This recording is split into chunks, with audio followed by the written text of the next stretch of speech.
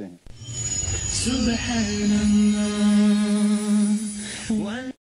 مجھ سے روایت ہے کہ اللہ کے رسول صلی اللہ علیہ وسلم نے بیان فرمایا، جو شخص لوگوں کا شکریہ ادا نہیں کرتا وہ اللہ کا بھی شکر گزار نہیں ہوتا۔ سنن ترمذی کتاب البر والصلہ باب نمبر 35 حدیث نمبر 1954۔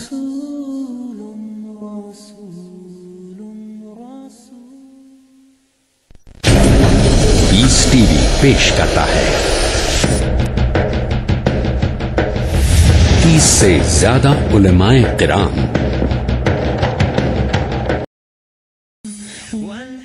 وقفے کے بعد دوبارہ آپ کی خدمت میں حاضر ہیں،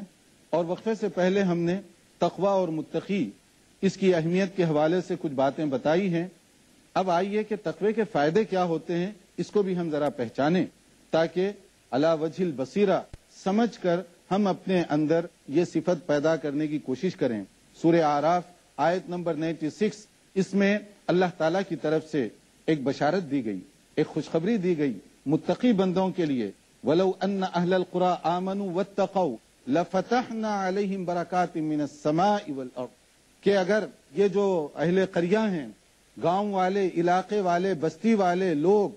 اگر ایمان لے آئیں، تقوی کی دولت سے مالا مال ہو جائیں، تو اللہ تعالیٰ خیر و برکت کے خزانے آسمان سے بھی نازل فرمائے گا، اور زمین سے بھی ان کے لیے رحمت کے خزانے نکالے جائیں گے۔ یعنی آسمان سے بھی ان کے لیے خزانے آئیں گے اور زمین سے بھی خزانے، آسمان سے خیر و برکت کی بارش اور زمین سے بہترین پیداوار زمین سے، اور اللہ تعالیٰ نے اس کے اندر جو خزانے مخفی رکھے ہیں وہ ان لوگوں کی خدمت میں دیے جائیں گے جو لوگ متقیانہ زندگی بسر کرتے ہوں، جو تقوی کی دولت سے مالا مال ہوں، تو زمین اور آسمان سے یہ خیر و برکت ان کے لیے نازل کی جائے گی۔ اسی لیے اسی طرح سے کہا گیا سورہ طلاق کے اندر کہ اگر کوئی لوگ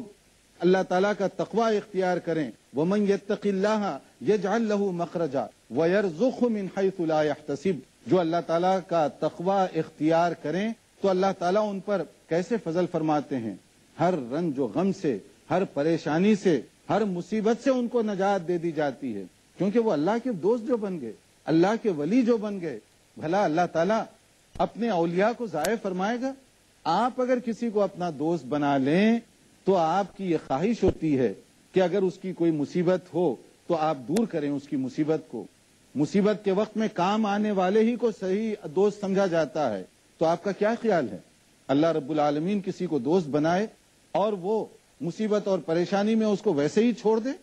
اور ان کے لیے ایک اور بات بھی بتائی گئی کہ اللہ تعالیٰ اس کے لیے روزی کا ایسے غیب سے انتظام فرماتے ہیں جو آدمی کے وہم و گمان میں بھی نہیں ہوتی۔ آپ نے دیکھا ہوگا کہ بعض اوقات اللہ تعالیٰ کے کیسے کیسے انتظامات ہوتے ہیں، آدمی سوچتا بھی نہیں ہے کہ وہاں سے اس کو پیسے ملیں گے، سوچتا بھی نہیں ہے کہ وہاں اس کو جاب ملے گی، سوچتا بھی نہیں ہے کہ وہاں سے اس کو خیر و برکت حاصل ہوگی، لیکن اللہ تعالیٰ کے خزانوں میں کوئی کمی نہیں ہے۔ کمی ہے تو ہمارے ایمان میں، کمی ہے تو ہمارے اپنے تقوی میں۔ اللہ تعالیٰ کے جو بندے ہیں کس کس طریقے سے اللہ تعالیٰ ان کو سرفراز فرماتے ہیں، تو ہمیں چاہیے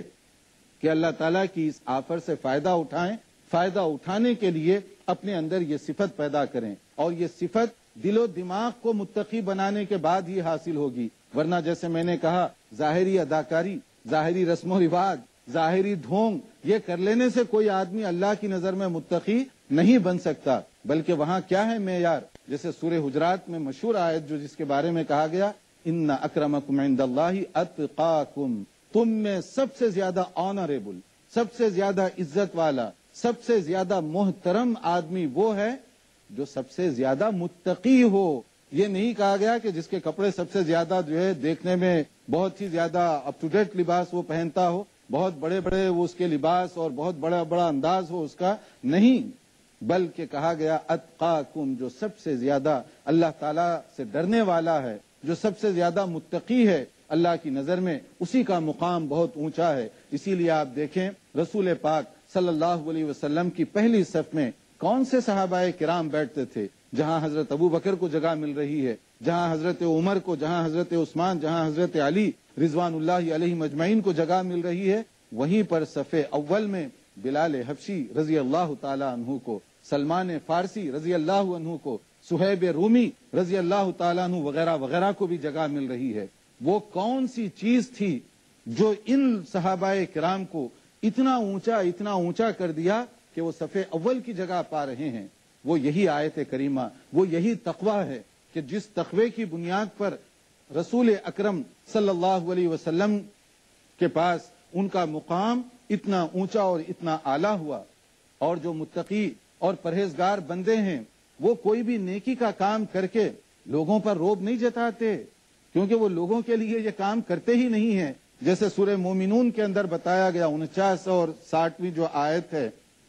आप उसका मुताला करें। 59 और 60 इस दोनों के अंदर एक जो अहम बात बताई गई मोमिन बंदों के लिए, उनकी पहचान के लिए, वल्लज़ीना यूतूना मा आतव व कुलूबुहुम वजिलतुन अन्नहुम इला रब्बिहिम राजिऊन, कि जो लोग अल्लाह के रास्ते में देते भी हैं, नेकियां करते भी हैं, सदका और खैरात भी करते हैं, अच्छे काम भी करते हैं, फिर भी खौफजदा रहते हैं कि पता नहीं हमारी नेकी कबूल हो कि ना हो। एक मौके पर उम्मुल मुमिनीन हजरत आयशा रजी अल्लाह ताला अन्हा ने सवाल किया, ऐ अल्लाह के नबी सल्लल्लाहु अलैहि वसल्लम, क्या इस आयत से मुराद ऐसे लोग हैं जो अखलाकी बुराइयों में मुब्तला हैं, यानी जैसे जिनाकारी है, चोरी है वगैरह, ऐसे लोग हैं जो नेकी करके डरते हैं? तो नबी पाक सल्लल्लाहु अलैहि वसल्लम ने फरमाया, नहीं है बिनते सिद्दीक, ये वो लोग नहीं हैं, बल्कि इस आयत का मुराद वो लोग हैं जो बहुत नेक हैं, नमाजें पढ़ते हैं, रोजा रखते हैं, अच्छे काम करते हैं, मगर अपनी इबादत पर ठेका भरोसा नहीं करते,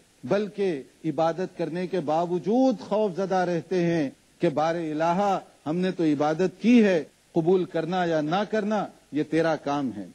इस्लाम के अंदर आप देखें कि मुख्तलिफ जो इबादतें हैं, उन इबादतों का मकसद क्या है? इसी तकवे को उभारा जाए, और बुनियादी तौर पर जितना तकवा होगा, जितना इखलास होगा,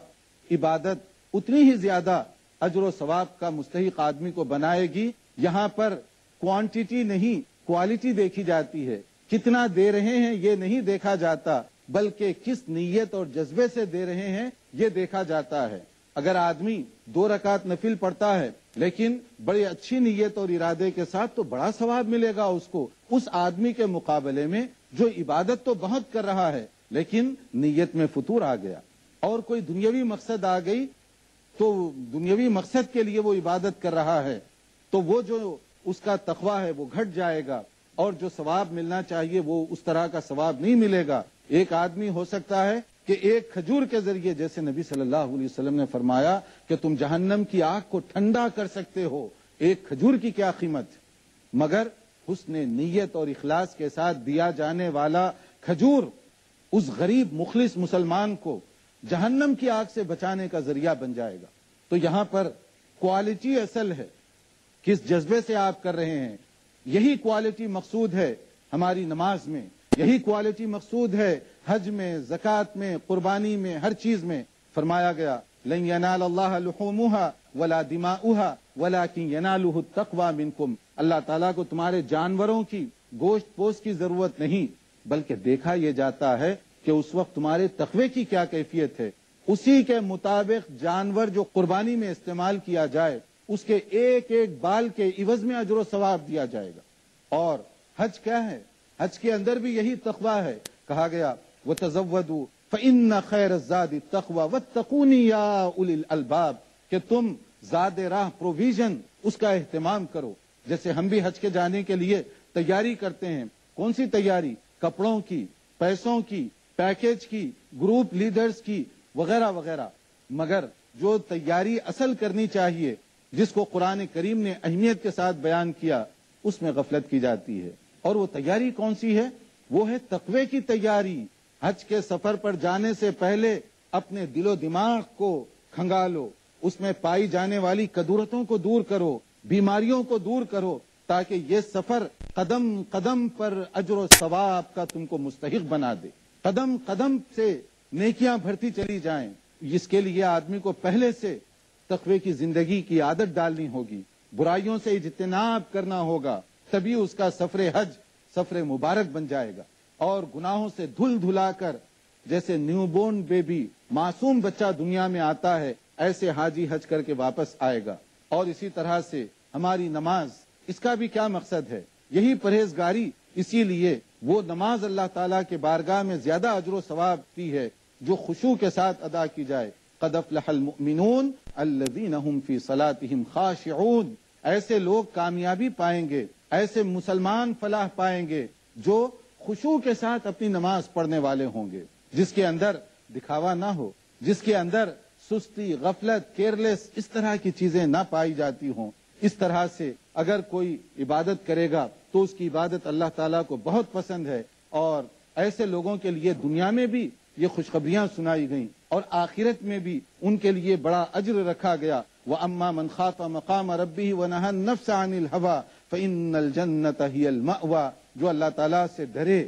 اور اللہ کا تقوی اختیار کرتے ہوئے اپنے نفس کو برائیوں سے بچائے رکھا، ڈیزائر سے بچائے رکھا، غلط جو شریعت سے ٹکرانے والی ہوں، تو پھر اللہ تعالیٰ نے اس کے لیے خوشخبری سنائی کہ اس کے لیے جنت یہ اللہ تعالیٰ کی طرف سے تیار کی ہوئی ہے۔ جنت اس آدمی کے لیے ٹھکانہ ہے۔ اب ہمیں یہاں پر تھوڑا سا جائزہ لینا چاہیے اپنے اپنے دلوں کو، اس لیے کہ کسی کو یہ جواب نہیں دینا ہے، ہم جواب دہ ہیں اللہ رب العالمین کے آگے جو علیم بذات الصدور ہے، جو دل کی دھڑکن سے بھی واقف ہے، کون کیا کام کس جذبے سے کر رہا ہے، کس نیت سے کر رہا ہے، وہ اس کو جانتا ہے۔ میں دنیا والوں کو تو دھوکہ دے سکتا ہوں،